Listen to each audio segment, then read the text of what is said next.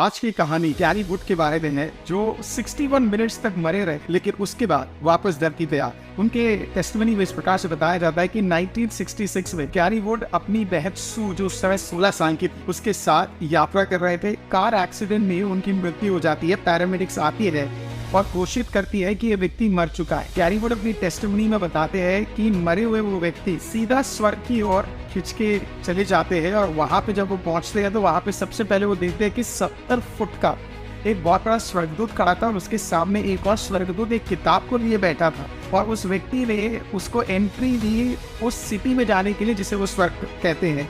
Gary would बताते हैं कि स्वर्ग में उन्होंने विभिन्न कमरों को देखा। पहला कमरा जहाँ पे एक किताब के अंदर ये लिखा गया है कि कौन कितने लोगों को परमेश्वर यीशु मसीह का सुसमाचार बता रहा है। दूसरा, उन्होंने एक कमरा देखा जहाँ पे लिखा था अनक्लेम्ड ब्लेसिंग्स।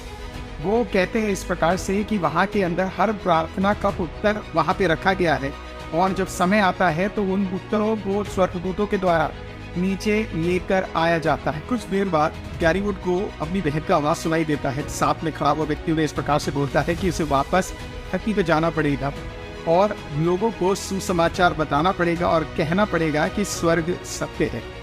मृत्यु के बाद अचानक वो अपने शरीर में जो उस सड़क में पड़ा हुआ था वहाँ पे वापस जुड़ जाते हैं, और पैरामेडिक्स भी वहाँ पे शॉक हो जाती है कि वो कैसे 61 मिनट्स बाद जिंदा हो जाते हैं। वहाँ से उन्हें उठाकर एक हॉस्पिटल में ले जाया जाता है। उनके वोकल कॉर्ड्स कटे होते हैं, नाक, जॉ, फेस सब डिसलोकेटेड होता है, बात वो कर नहीं सकते हैं। अंदर ही अंदर वो दुआ करते हैं कि यीशु मसीह मुझे छू ले और मुझे चंगा कर दे।